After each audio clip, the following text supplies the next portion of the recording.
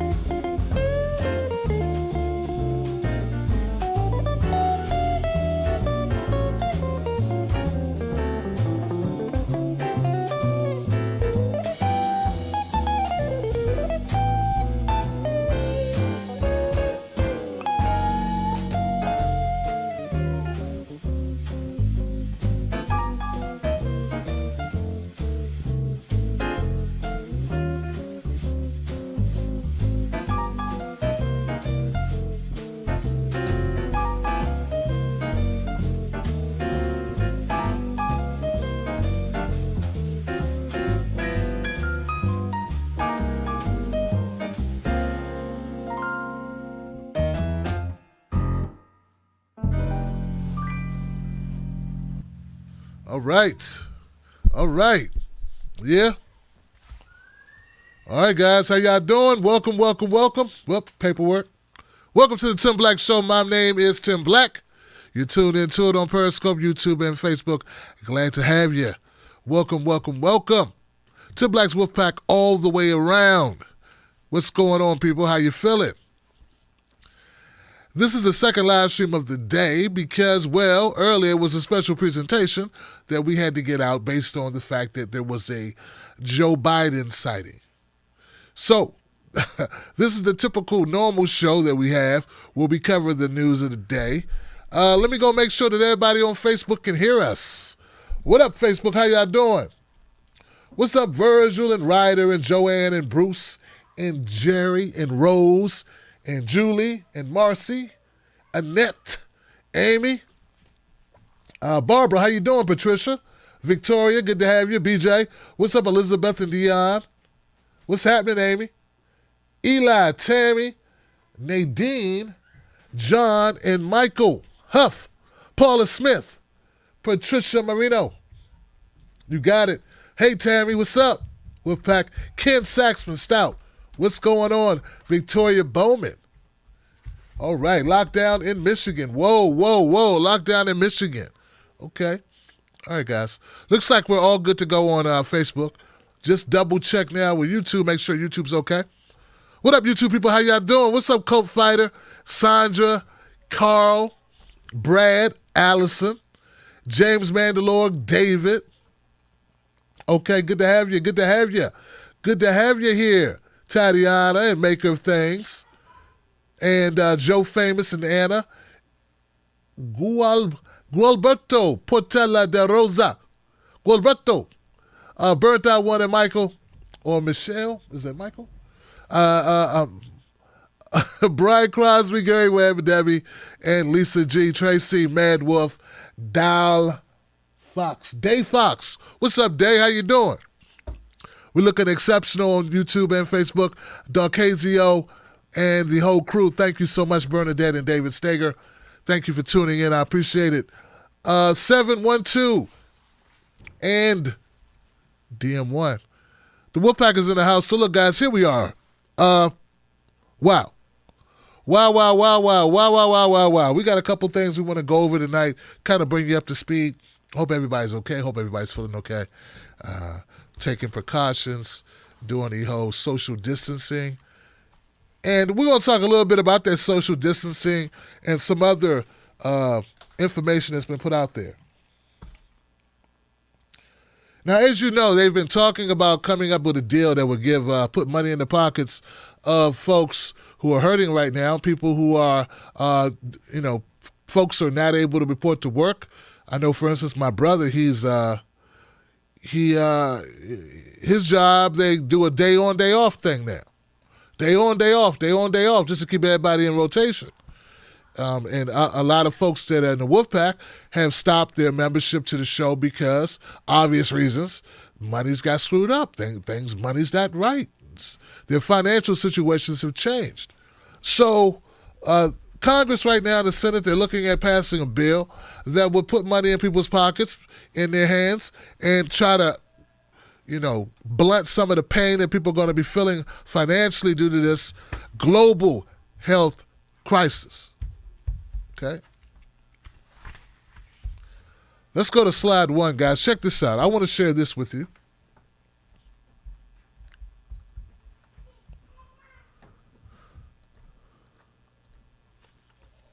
So this is Natalie Williams on Facebook. She said, predictably, Congress didn't get anywhere on this stimulus bill. We got to have endless shady negotiations and compromises. No, we don't. We can't let the two parties stall and get away with not helping us by finger pointing at one another while people are dying out here. We now have over 100 in Washington state, and Inslee just ordered us to shelter in place. Pelosi was the one blocking UBI payments. Mnuchin is the slime who got $500 billion to give to secret pals. They play white hat, black hat, while America burns.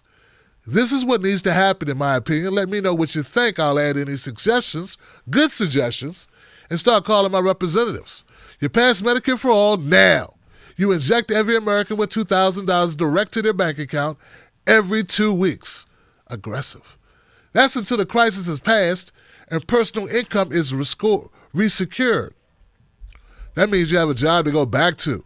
You postpone rent, mortgage, tax, credit card, loan payments, and freeze interest rates. What do you guys think of that? I think it's a pretty good deal. I think that sounds like you are doing what we're looking for, which is in the title of the show, guys. Sounds like Natalie wants to do something that we agree with here as a progressive show. That is bail out people, not corporations. Kind of goes contrary to the popular opinion in both the Republican parties and the corporate Democratic ring of the Democratic Party, which is basically most of the party, Johnson.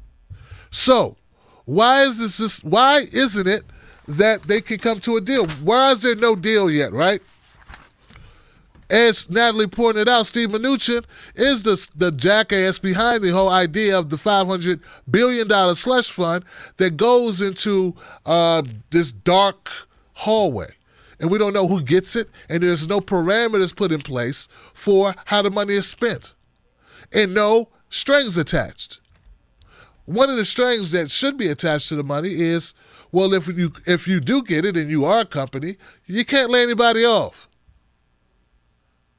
And if you do get it and you are a company, how about you can't use it to buy back your own damn stock and inflate the value of your corporation using money that could be better spent for citizens of this country. So, Brian Volk had a good suggestion here, Brian Volk. Shout out to Natalie and Brian. I love it when my supporters and people in my Tim Black Speak On It group on Facebook can be actually the voice of the show. Check this out. So Brian Volk said this. He said, I don't see why they can't break it down and get it approved piece by piece. One full day and a lot would be accomplished. Not turning down huge bills because certain parts are debatable. Get what we can, agree on, start it. I love it, man. I love it.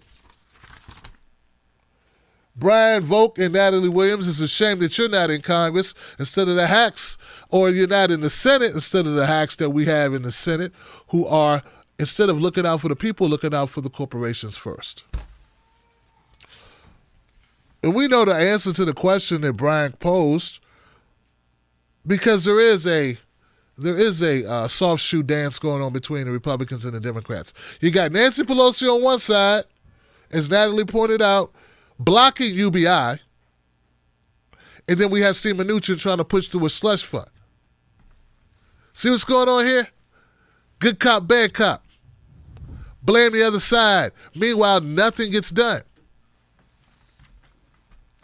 So there's no deal yet. There is one silver lining to all of this drama. All of this drama is some people. I don't know if you know that I reported on folks who were doing horrible things, unsightly things like buying up all the toilet tissue, buying up all the paper towels, trying to start an online business by freezing out others, hoarding supplies that were needed, essentials needed, in order to somehow make a come up. You know, capitalism, the American way, where we grab it up and resell it at a high price. Well, we pointed that out. That's horrible. But I want you to check this out from Tucker Carlson's interview with Lieutenant Governor Dan Patrick of Texas. He's willing to make the ultimate sacrifice, Johnson.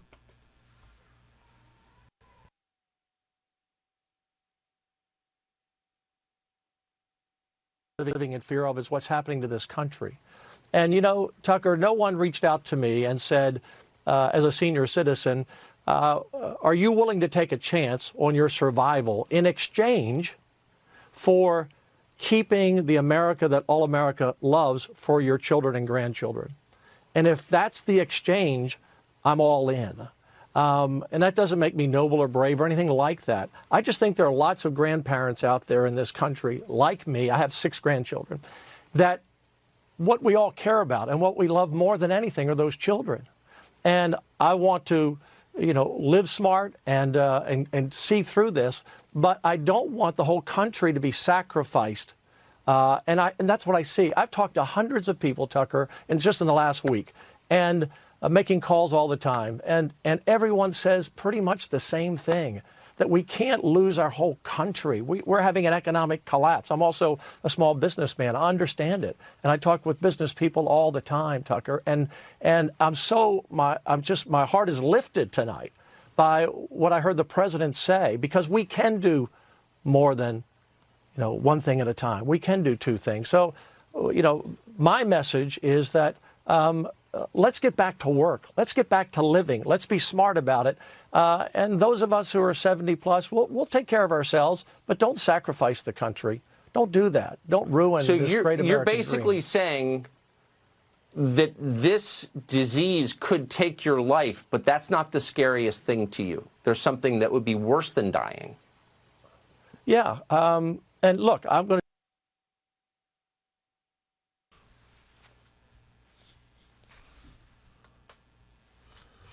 We'll step right up there, Mr. What's his name again? Patrick? Go ahead, Patrick. Jump in front of a train, Johnson. I won't stop you. Oh, hell, I won't even try to talk you out of it. You scumbag. When he talks about older folks as if they are replaceable, as if they are expendable just because of their age, dude, I'm completely floored here.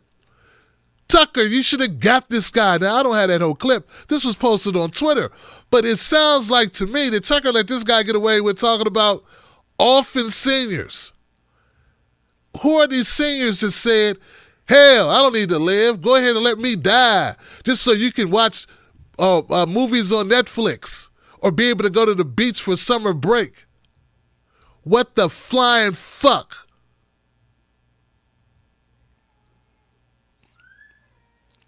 Now, listen to all of this. You may wonder to yourself, okay, Tim, how did we get here? Well, I can't say exactly how we got here, but I can tell you that a lot of other countries were in more in harm's way, and somehow they avoided the catastrophe that we're dealing with right now. One of those countries is Vietnam. Vietnam was in the eye of the storm, and they took different measures in order to prevent what we are now dealing with. And they didn't have the luxury of being hundreds of thousands of miles away from China. Vietnam is right next door to China. They share a border. And still somehow they were able to get out in front of this thing and prevent a number of deaths. Fucking guy.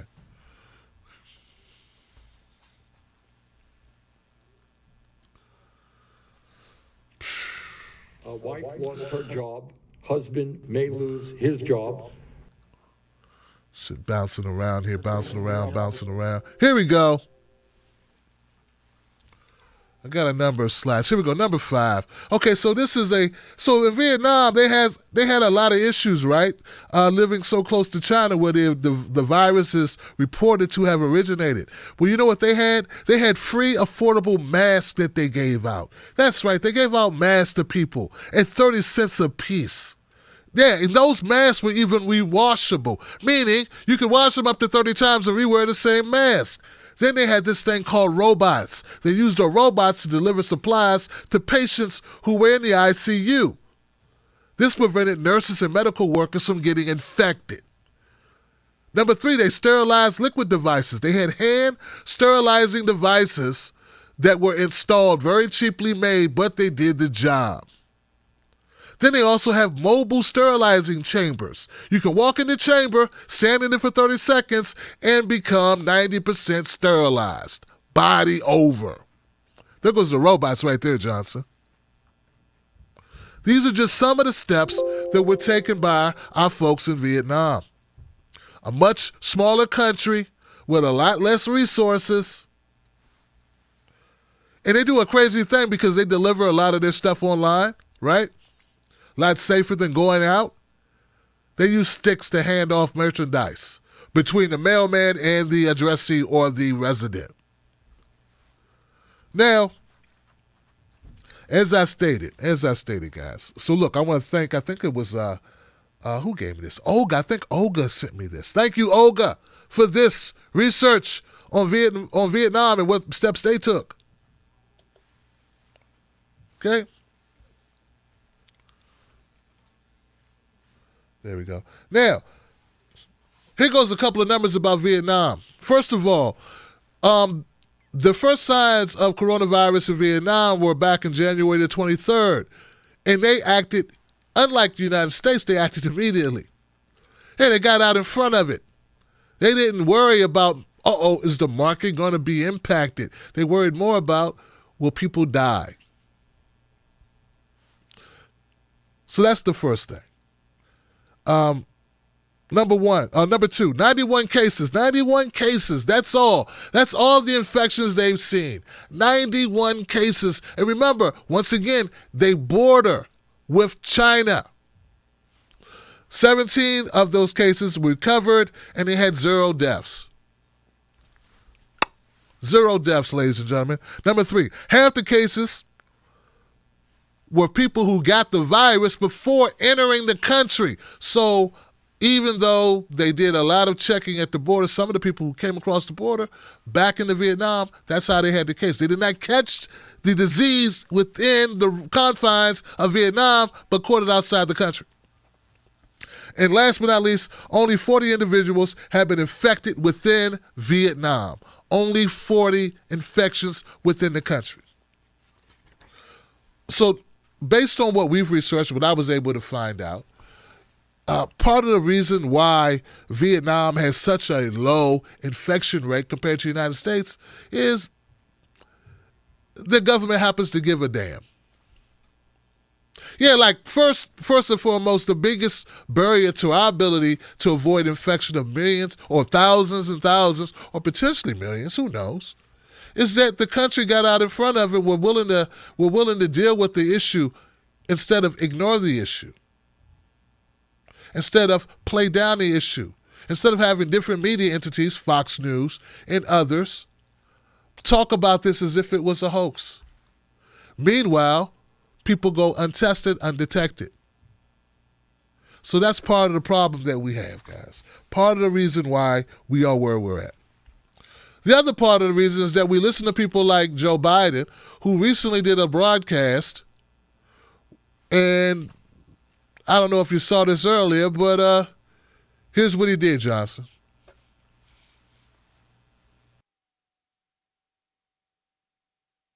Beef up the number of responders dealing with these crush of cases. And in addition to that, we have to make sure that we are in a position that we are. Well, let me go to the second thing. I've spoken enough of that. The president must use the Defense Production Act. Beef up. Yeah. Another issue that we had was we have inept leadership. Inept leadership, leaders like Joe Biden and Donald Trump and Steve Mnuchin and Nancy Pelosi driving the bus, not just in the ditch, but off the cliff. It's a game to them. Do you really think they're worried about being infected? They got the best insurance, best medical treatment money can buy. Unlike the average American who can't afford a $400 emergency. Unlike the average American that's already woefully unemployed or underemployed or underinsured or uninsured. These are the realities. And another issue that people are not seeming to want to embrace, the reality is that all this epidemic or this pandemic did was expose just how grossly inappropriately a lot of Americans live. These are the things that we've been talking about if you're a Bernie Sanders supporter or if you're on the left and your head's not up your ass, that we've been talking about for years. The fact that we don't have full coverage, the fact that we don't have livable wages, all of these things come back to root. But instead of saying, you know what, now it's time to get it right, we have idiots like that Lieutenant Governor Dan Patrick out of Texas saying, let the old people die, as if that's a solution. No, instead of letting our mothers and grandparents and fathers and grandfathers die, we could just bite the bullet and hashtag bail out people, not corporations.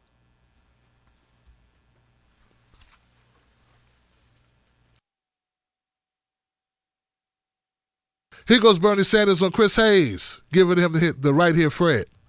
Look, Chris, the truth is right now, we face at this moment, in terms of the pandemic, in terms of the economic meltdown, the most serious set of crises that have been faced in this country perhaps for 100 years.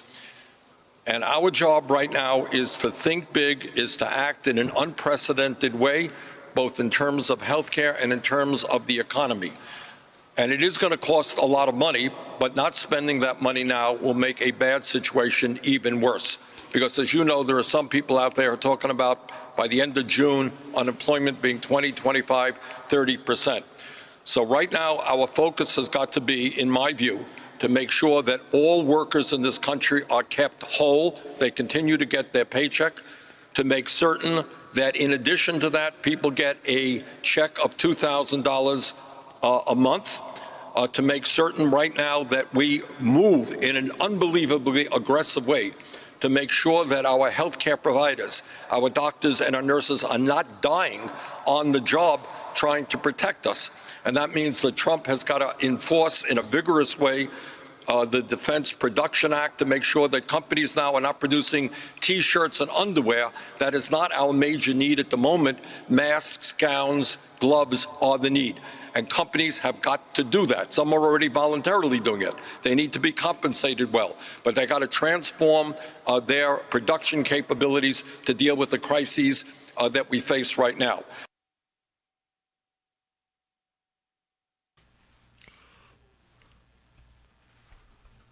Once again, though, it may sound like novel thinking, like amazing. Bernie Sanders came up with this.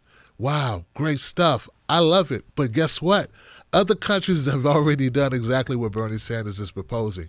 But only in America is it like trying to fit an elephant through the eye of a needle to get these corporate crats and these Republican rats on the same page in order to help us out to bail out the people, not the corporations. What Bernie's suggesting here is that We stop manufacturing shit for profit and start manufacturing what we need to survive the pandemic. This is what they did in Vietnam. They stopped production of all the other bullshit and started producing masks and other essential goods that were going to be needed in order to stop the flow of the virus. As much as people want to say that socialism is horrible, it's our capitalistic mentality that keeps us wanting to make money. And here's the question, here's the thing you got to wonder, Johnson. What good is having a whole lot of money if you got no way to spend it and you're dead? But these are thoughts that never ran through the minds of some of these morons. Now, there have been some falsehoods, and I got one of them that I want to clean up now. Rev Marie did some research for us, and she pulled out a false claim about the CDC. I don't know if you guys have heard this one, but there is a false claim that the CDC, that Donald Trump cut the CDC budget ahead of the pandemic, okay? So I want to run through this quickly because I think it's important as we do our due diligence that we try to debunk BS. So here goes one where they got it wrong and they're trying to push Donald Trump under the bus for it.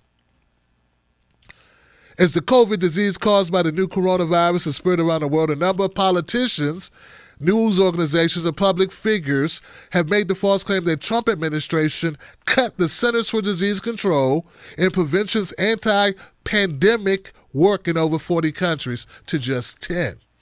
The CDC told us that this is not true. Now, this information can be fact-checked at factcheck.org. This is not us. This is not Rev Marie. This is the factcheck.org organization, okay? The Annenbaum, what is it, policy preparedness, I think that's what it is, who funds them. But the claim appears to have been based solely on outdated news reports. So what happened is, back in 2018, the CDC was preparing to dramatically reduce its work helping to prevent infectious disease epidemics. Those reports said much of the work on the global health security agenda, a pact between other 60 nations, that began in 2014. So a large amount of money was pushed into 2014 to solve what? To fight what? The Ebola pandemic. That's what it was for. So there was a huge cash infusion. This was not set up by Trump. This was pre-Trump. Trump wasn't in office yet. But this was what it was for. That money has run out. As of 2019, that big block of money had ran out. Trump didn't cut it. The funding ended. It was a one-time balloon fund pushed in to counter the Ebola virus. Okay? Now, so a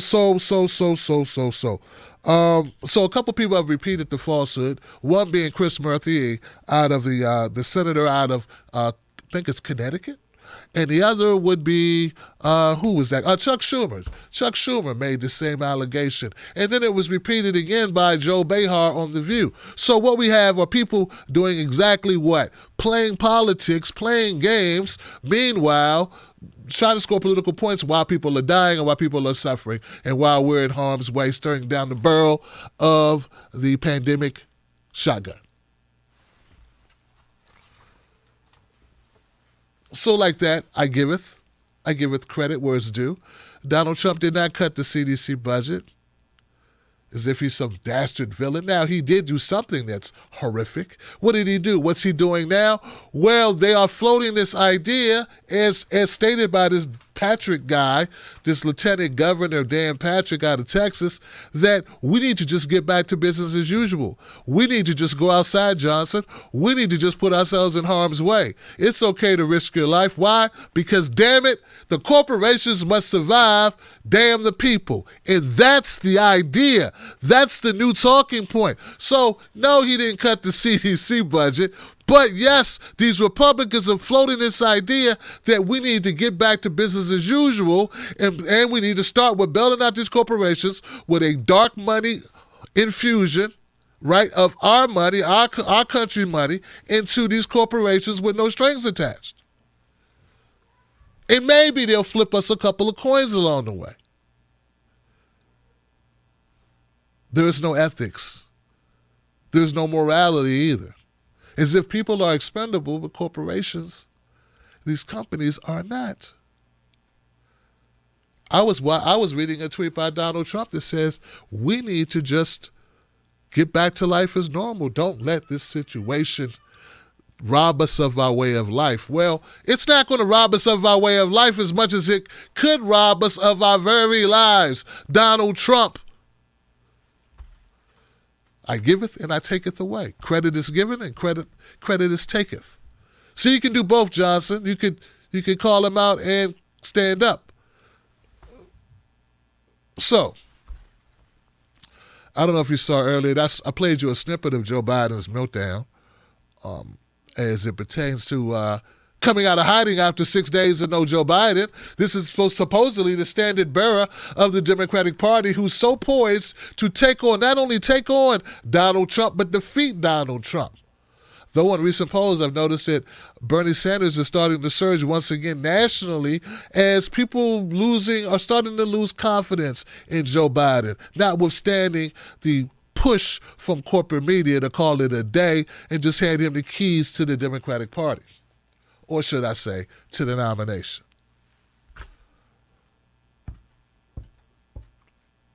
Bad stuff, Johnson, bad stuff. So, I don't know if I want to bore you to death with more plays or more of Joe Biden having a meltdown on what appears to be a green screen. I don't know what it is. But after 6 days, I'd like to assume they did something. Maybe they did bring in some green screen and do some editing or set up some lighting or something. But that really doesn't explain why Joe Biden was so unfocused, ill-prepared, horrible in his speech today, as opposed to this. A wife lost her job. Husband may lose his job. They got a mortgage payment coming up on April 1st, and they have car payments on 2 cars. That is their reality. And what happens if they have no income? What happens? Are they going to be able to keep their house? And that's just one example. There are millions of examples. Last night, 2 nights ago, we talked to a representative of the restaurant workers organizing effort. And she was talking about millions of workers who are living on tips. They're making $2 or $3 an hour on tips, on salary, on wages, and then they get tips on top of that. These people have nothing in the bank. What happens when they lose their job?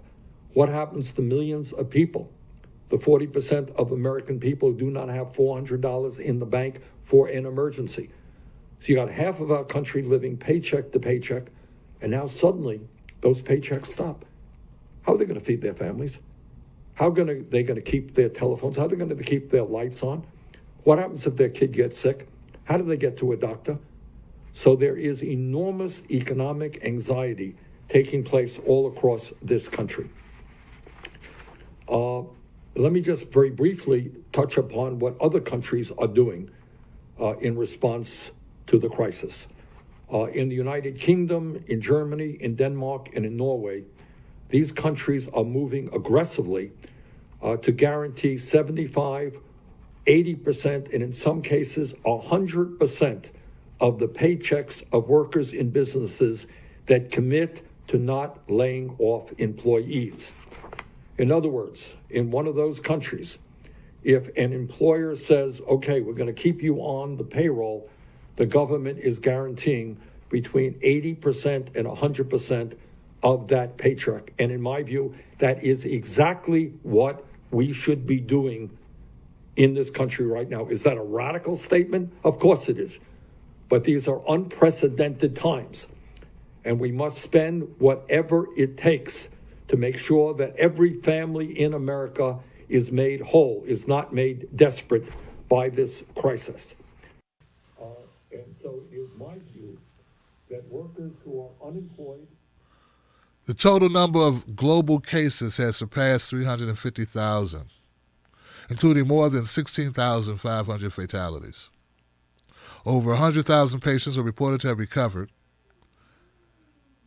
A veteran IOC member told USA Today that the Tokyo Olympics will likely be postponed.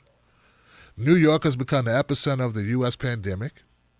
UK, that's right, the entire UK is in lockdown with very limited exceptions.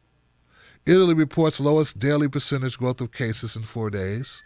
That's good news. South Africa will enter a 21-day lockdown starting March 26. Confirmed cases in India exceed 400. Information from the WHO and the health agencies. Information from journalists, health experts, epidemiologists, and more. All forthcoming. So that's the latest on the COVID-19 virus. What can we do? What can we say? Once again, it just exacerbates already horrible conditions that people live under in the world's richest country.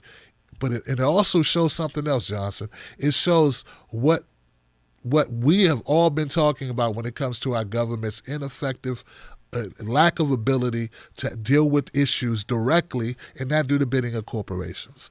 This is why we are where we are now. If the Trump administration would have gotten out front of this, was less concerned with corporations being impacted and was more concerned with people being impacted, well, then we could have tested people immediately, sounded the alarm, tested people, got the needed supplies. But doing that would have triggered what? It would have triggered a meltdown in Wall Street, which he was trying to avoid. And now what do we have? We have a number of infections in New York City, in New York, and Washington State, and many other places. So that's what I got for you today. Any update for today's news?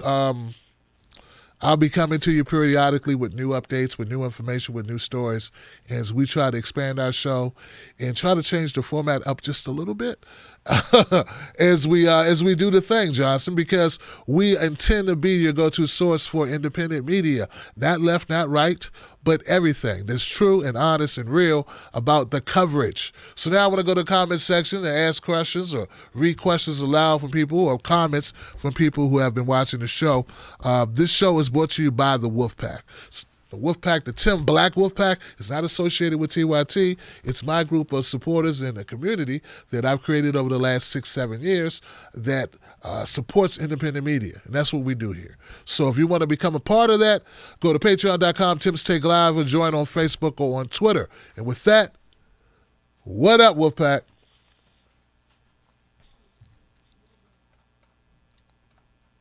Maker of Things says, only still fresh 350 baked cornbread. Only still fresh cornbread. Thank you. So get your cornbread, guys, cooked to a safe 350 degree temperature before consumption. This is a joke. Don't let nobody take your cornbread. What's up, Ebony Fry? Hi, Wolfpack. I'm in Austin. They're going to announce shelter in place tomorrow. Thank you, Ebony, for the info. Carlos says, "What good, mofo? F Joe. We need Bernie on TV all day while they hide Joe." Right. Oh, just another point I want to point out. Thank you, Carlos. Joe Biden's speech, I don't think we can call that a speech. His hostage video, sort of hostage video, was so bad that they did not air it on MSNBC. The only place you can see Joe Biden's speech in its entirety is on YouTube or independent media or Fox News. Maybe at the end of this, I'll play the whole thing for folks who have not seen it, but some others have seen it. I don't want to play it. It's about 8 minutes or 12 minutes of goofiness and meandering that gives you absolutely no confidence that Joe Biden should be the nominee of anything. Not the nominee of the Little League team batting coach, let alone the President of the United States or the Democratic nominee. Chester said progressives should read Propaganda by Edward Bernays and Manufacturing Consent by Noam Chomsky. I knew it. Understand how corporate control in MSM keeps the unpopular ignorant, the populace ignorant, and has been voting against their own self-interest. Right. Art, thank you. And thank you. Joe Biden looks like an old ad for taxidermy. Damn. Tanya, thank you. I didn't lose my job, so here's for those who did, Johnson. Thank you, Tanya. Some people did. Some people did lose their jobs. And which brings me to another point. Thank you, Tanya, for that. This is what I want to say. So we're supporting the hashtag bail out people, not corporations, right? Hashtag bail out people, not corporations. Share this on Twitter if you have a Twitter account. Share this using that hashtag. But look, guys, so, for instance, take the Tim Black Show. Take what we do here. We're all user-based. We're all viewer-based funded. There's no corporations, no shadow organizations, no one. I got no rich infusions or none of that crap going on. It's just people that get to the show, who watch the show, like the show, whatever, right? I'm not saying I would turn down Susan Sarandon or John Cusack infusion, but, you know, you got to be careful who you take money from. The point is this, guys. If the government, if our federal government gave money to my supporters, the viewers, they choose what they do with their money. And if they wanted to continue their subscription of $5 to the Tim Black Show, I stay in business. Not the other way around. As me, the Tim Black Show should not get the money. Everybody should get the money, and we do with it what we do with it. And most of us would do what we do, which is buy toilet paper, pay essentials, buy food, buy water, buy what they need for them and their families, keep the lights on if that's part of the deal. Really, they should suspend all of that. I like the idea that Natalie had. So my point is, you don't need to give the corporations the money or the organizations unless they're nonprofit and they're helping people. Not the Tim Black Show doesn't fall in that category. We're not a 501c.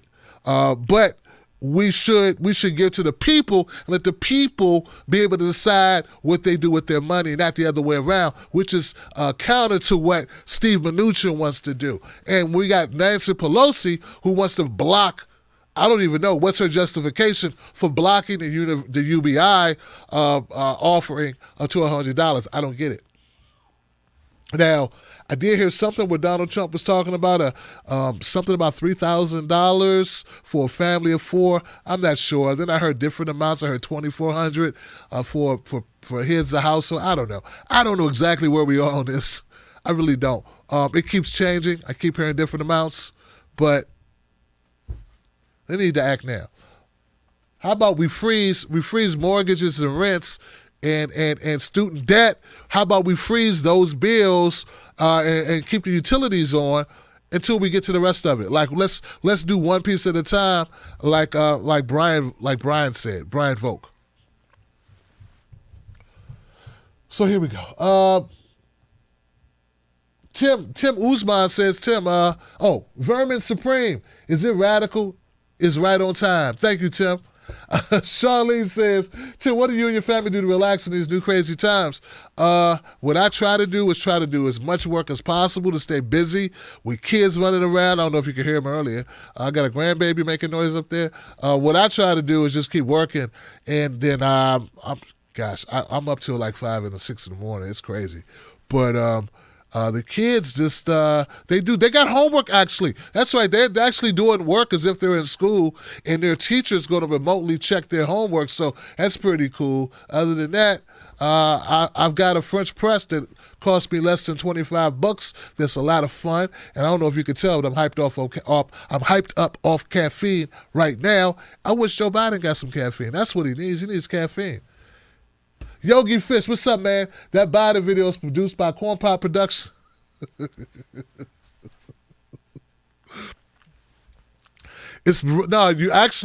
Corn Pop Productions is the marketing team. The Corn Pop, the actual production of the film was done by Rusty Blade and the Burrow Productions. So you got it. It's the other way. All right. Gave Joe a look, and I'm confused. Isn't he running for senator, or was that the other Biden? I don't know which Biden it was, but Jill would be better off with the former, not the latter. And, Al, too. Al, too, says, what up, Al? Tim, you should use the text group to send notifications for when you go live. Don't want to miss a show and can't trust YouTube notifications, Johnson. I would, but it costs me every time. And frankly, with things being uncertain and people being able to, kind of don't want to. Every text I pay for. And when you respond to my text, which some people do, I pay for that too. So it get pricey. Because we got like almost 1,000 people on that text group. So it's, yeah. I mean, I'll do it for really important stuff. But I mean, the show's important, but you know how often I go live, man? I go live too often, man. But I appreciate it, man. You not want to miss the show. I appreciate that. Make sure that you click the bell and say get all notifications for the show. And just become a member of the show, and I post all links to all the. If you're a member for $5 or more, $5 on Patreon, you get a link in the Patreon group of everything I put out. That's put up. Everything I put out. Sometimes it's the next day because I'm up till 3 or 4 o'clock in the morning editing, but it's always up within, say, 24 hours at the latest. So I'm sorry I can't do it quicker than that. Sometimes it's quicker, but sometimes it's slow, so I don't want to say I do it within the same hour. But if you join the Tim Black Wolfpack on Patreon, you get everything, and that's a lot of content. At least 20 videos a month. At least.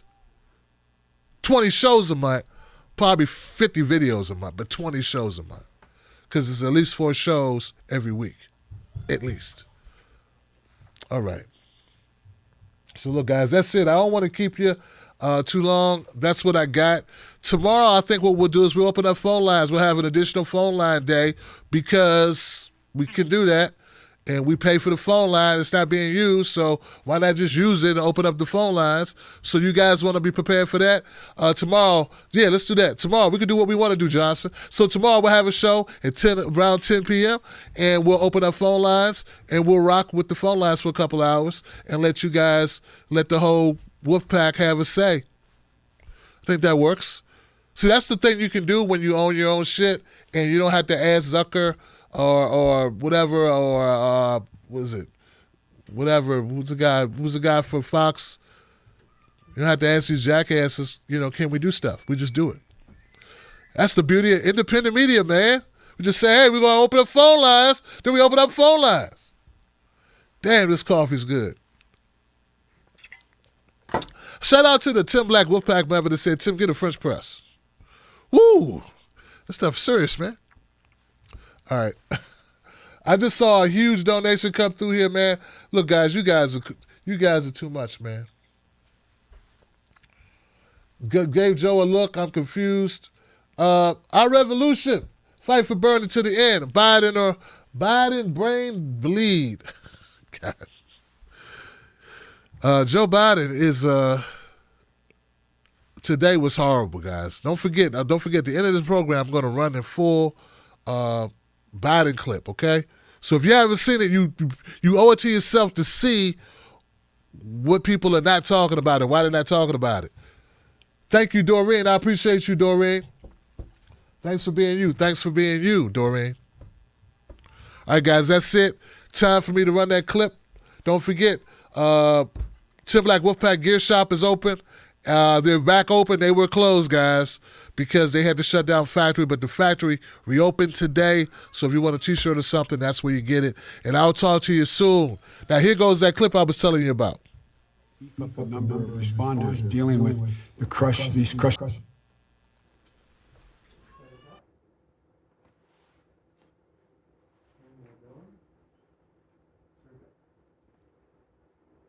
Good morning. I hope you and your family are doing well in these difficult and anxious times, confusing times. Like all families, the Biden family is adjusting to new ways. Less time together, more worrying about friends and relatives, concerns about those who are isolated or suffering due to the coronavirus. As Americans, we may be physically apart, but we are truly all in this together, and you know it. Let me say something right up front. When we stood as one, this nation has never, ever been defeated when we've been together. And we're not going to be defeated now. The pandemic of 1918, the Great Depression, 2 world wars, we overcame them all. And out of each crisis, we emerged stronger. And we will again. This new enemy may be unseen, but we have the tools, the expertise, and most importantly, the spirit to defeat it. But we need to move, and we need to move fast. You know, it matters of public health. It matters of our economy. It matters how fast we move for both. Later today, you'll hear from the President in his daily briefing. These briefings are an important opportunity to inform and reassure the American public. They're not a place for political attacks or to lash out at the press. They're about the American people. So I hope today and in the days ahead, the President will give us the unvarnished truth. That's what the American people need and what they deserve. I hope he lets the medical experts and FEMA leaders and others carrying out the work to take center stage to hear from them directly. And I hope we hear less talk and see more evidence of fast action.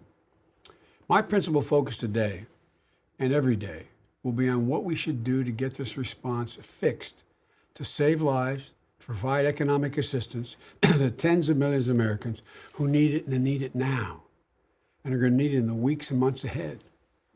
It starts with adopting a mindset of real urgency. For too long, the warning signs were ignored. For too long, the administration said the threats were, quote, under control, quote, contained, quote, like the flu. The president says no one saw this coming. Well, that's just not accurate. Our intelligence officials were warning of coronavirus threat in January. Just based on public information that I had, I warned the threat was getting worse way back on January the 27th and urged the need to put science first, draw on emergency funds to get response started, think about invoking disaster powers to respond.